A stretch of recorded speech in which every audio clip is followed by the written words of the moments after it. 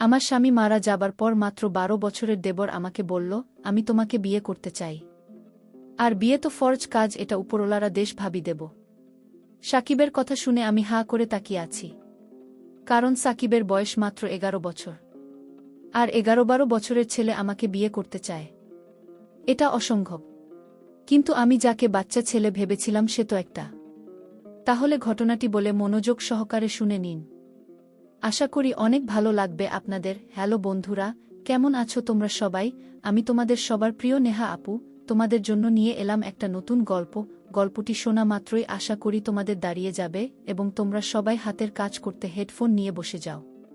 প্রতিদিন নিয়মিত গল্প পাওয়ার জন্য আমার চ্যানেলটি সাবস্ক্রাইব করে নোটিফিকেশন বেলটি অল করে রাখুন। তো গল্পটি শুরু করা যাক। সাকিব আমার দেবর। এটাই তো সেই সাকিব যে আমার চোখের দিকে তাকিয়ে কথা বলার সাহস পায়নি। অথচ আজ সেই সাকিব আমাকে বিয়ের জন্য অফার করেছে।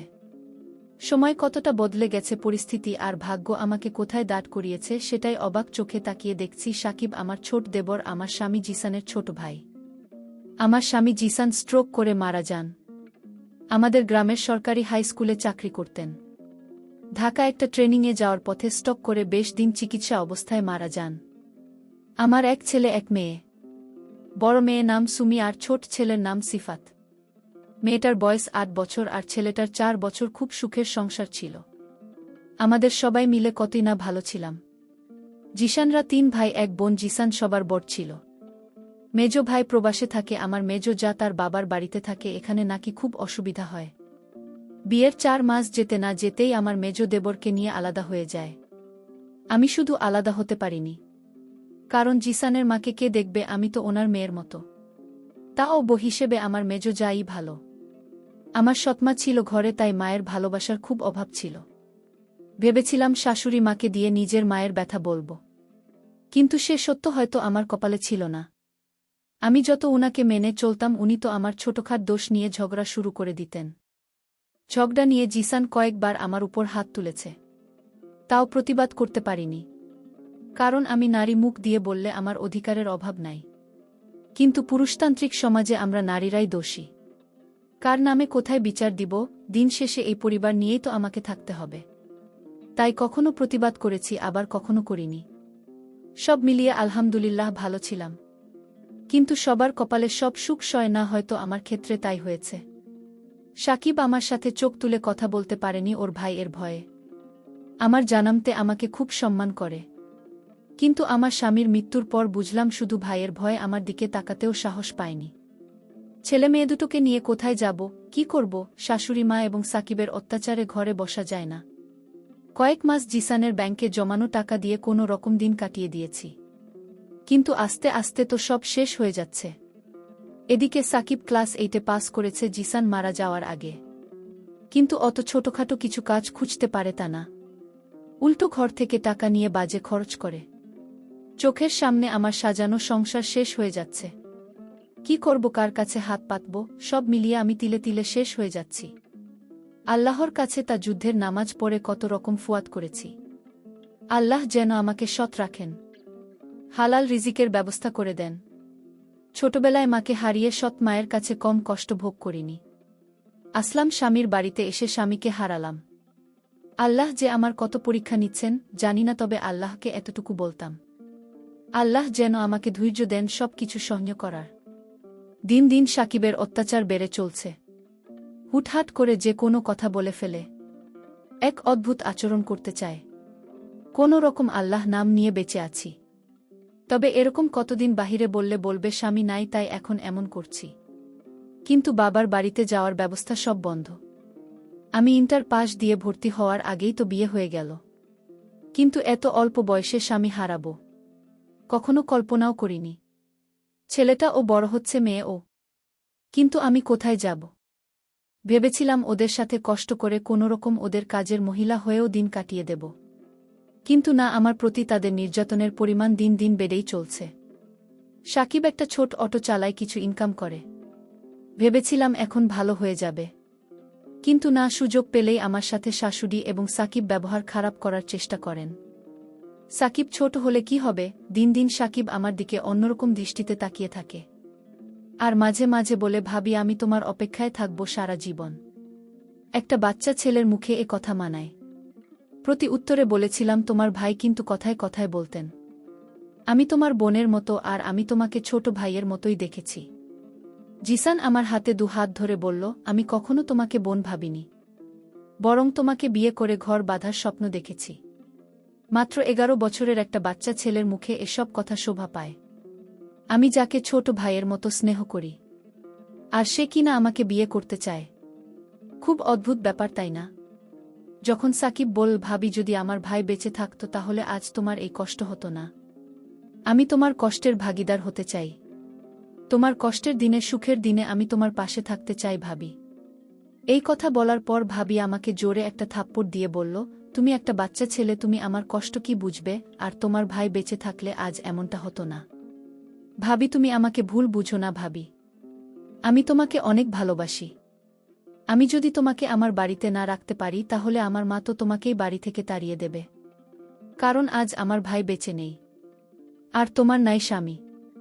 তাই চেয়েছিলাম ভাবি আমি তোমাকে আমার বাড়িতে রেখে দেব সারা জীবনের জন্য। সাকিব এই কথা বলার পর খুব অসহায় লেগেছে সেদিন, যেদিন আমার ছেলে পরীক্ষা ফিস দেওয়ার জন্য কতবার টাকা চেয়েছে।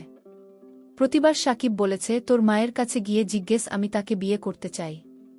যদি রাজি হয় তাহলে তো অনেক টাকা দিয়ে চকলেট খাওয়ার জন্য। সাকিবের বয়স মাত্র 12 বছর, আর 12 বছরের ছেলে আমার স্বামী হবে, এটা আমি কিভাবে মেনে নিতে পারি?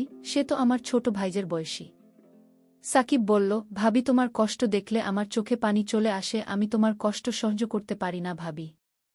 আমি জানি বড় ভাইয়া মারা যাওয়ার পর তুমি আর কখনো বিয়ের পিঁড়িতে বসবে না।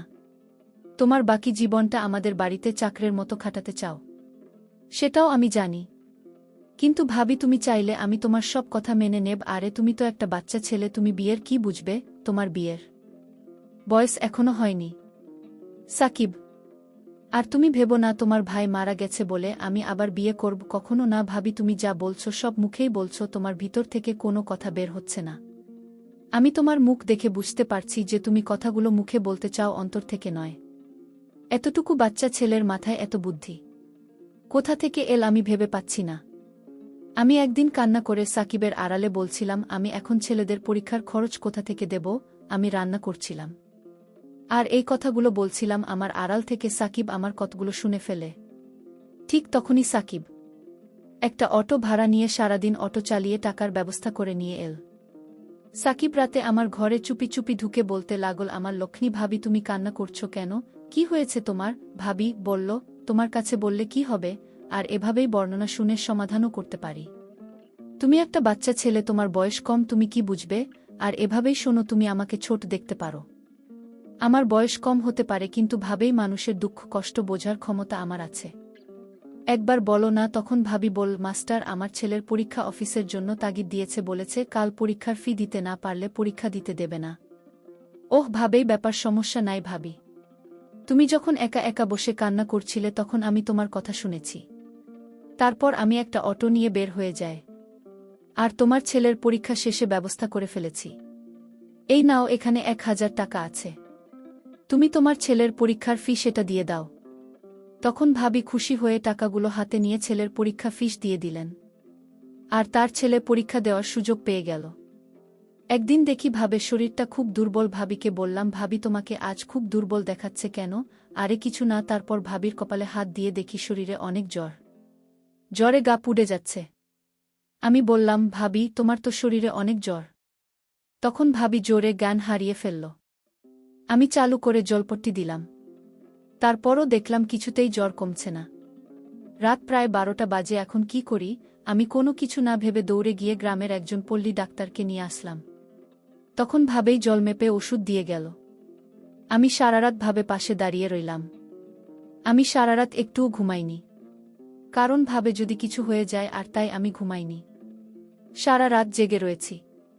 সকালে ঘুম থেকে ভাবি যখন যাব তখন দেখতে পেল আমি দাঁড়িয়ে দাঁড়িয়ে জিতেছি। তখন ভাবেই বলল, সাকিব তুমি এখানে দাঁড়িয়ে কি করছো? তখন তার ছেলে সিফাত বলল, ছোট কাকা যদি তোমার পাশে না থাকতো তাহলে তো তুমি মারা যেতে।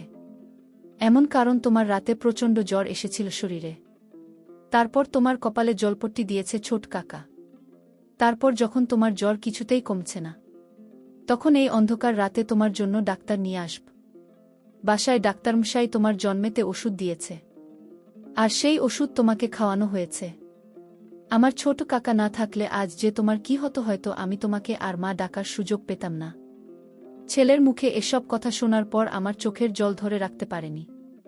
আমি তাকে জড়িয়ে ধরে হাউ হাউ করে কান্না করতে লাগলাম। সাকিব, তুমি আমাকে এত ভালোবাস কেন? ভাবি, আমার ভাইয়া মারা যাওয়ার পর তোমার কষ্ট কিছুতেই শুনতে পারছিলাম না।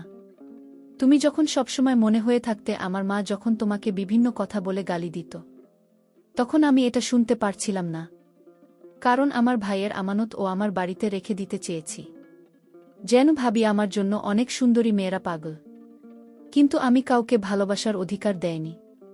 এর একটাই কারণ, তোমার জন্য তোমার মায়ের বাঁধনে আটকা পড়ে গেছি। তার মুখে এই কথা শোনার পর আমার চোখ দিয়ে টলমল করে পানি পড়ছে। আমি কান্না করছি। আল্লাহ আমার কপালে আর একজন মানুষ আমার পাশে দিয়েছেন। তার ব্যবহারে, তার কথায় আমি মুগ্ধ হয়ে গেছি। আসলে আল্লাহ যা করেন তা ভালোর জন্যই করেন।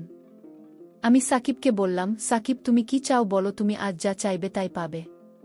আমি আল্লাহকে সাক্ষী রেখে বললাম, ভাবি, আমি তোমার কাছে কিছু চাই না। তুমি আমার পাশে সারা জীবন থাকবে এবং তোমাকে সেবা করার সুযোগ দেবে। ঠিক আছে, আমি তোমাকে সারা জীবনের জন্য আসলে বেছে নিলাম। এখন খুশি তো? সাকিব চোখের জল মুছতে মুছতে বলল, ভাবি, আমার মতো সুখী মানুষের পৃথিবীতে আর কেউ নেই। অনেক সাধনার পর তোমাকে এই বাড়িতে রেখে দিলাম সারা জীবনের জন্য, এটাই আমার সার্থকতা। সবশেষে দর্শকদের উদ্দেশ্য করে একটা কথা বলতে চাই, তোমরা কখনো কম বয়সী ছেলেদের অবহেলা করো না। কারণ তাদের ভিতরে অনেক প্রতিভা, ভালোবাসা লুকিয়ে থাকে যা কেউ জানে না। প্রিয় বন্ধুরা, গল্পটি ভালো লাগলে অবশ্যই কমেন্ট করে জানাবেন। আর নিয়মিত এমন আলাদা স্বাদের গল্প শুনতে ভিডিওটিতে লাইক এবং চ্যানেলটিকে সাবস্ক্রাইব করে সাথেই থাকুন। আর হ্যাঁ, নোটিফিকেশন বেলটি অল করে রাখবেন, যাতে পরবর্তী গল্প সবার প্রথমে আপনাদের কাছে পৌঁছে যায়।